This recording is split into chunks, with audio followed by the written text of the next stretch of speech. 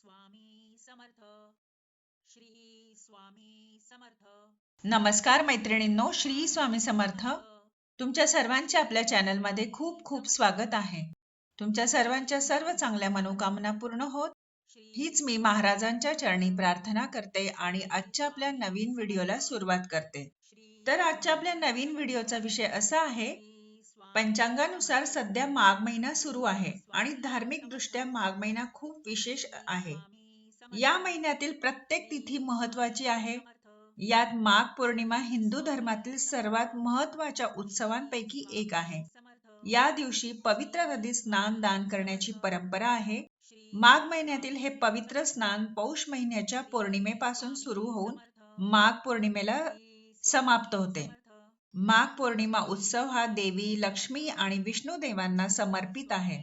तर तेच आज आपण माघ पौर्णिमेची तिथी, शुभ मुहूर्त, पूजेचा विधी आणि महत्व जाणून घेणार आहोत. तरी व्हिडिओ शेवटपर्यंत नक्की ऐका.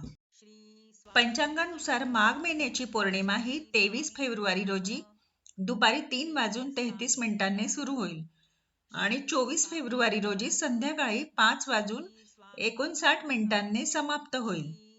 तर उदया तिथीनुसार माघ पौर्णिमा ही 24 फेब्रुवारी 2024 रोजी साजरी केली जाईल.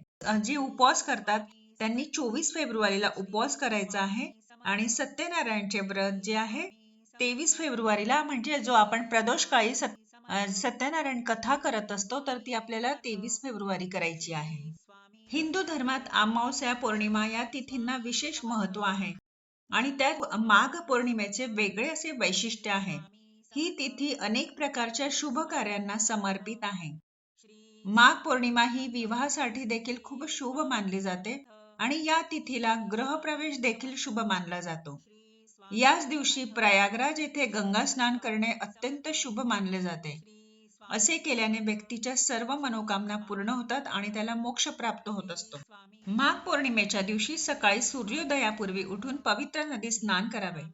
नदीत स्नान शक्य नसेल तर तुम्ही घरात आंघोळीच्या पाण्यात गंगाजळ मिसळून तसेच गंगेचे स्मरण करून देखील आपण आंघोळ करू शकतो.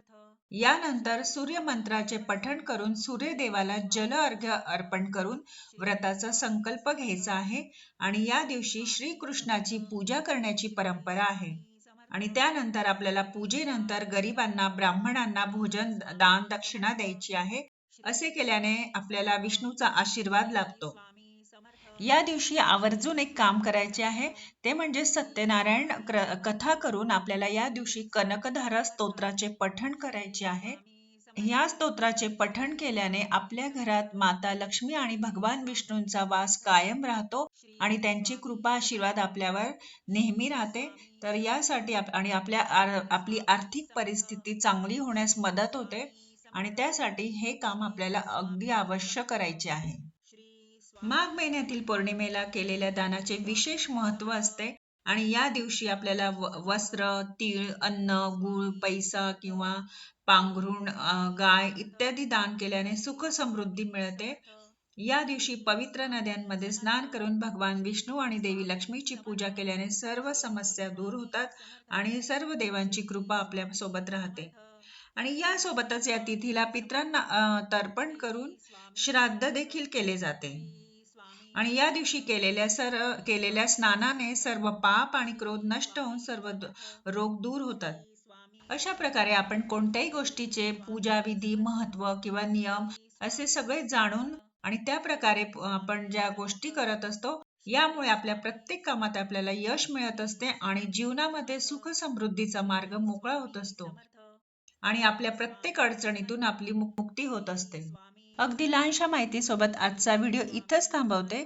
झालेली सेवा महाराजांच्या चरणी रुजू करते. व्हिडिओ आवडला असेल तर चॅनलला लाईक, शेअर, सबस्क्राईब नक्की करा. पुन्हा भेटूया अशा नवीन छानशा माहितीसोबत. तोपर्यंत सर्वांना बाय आणि श्री स्वामी समर्थ. श्री स्वामी समर्थ.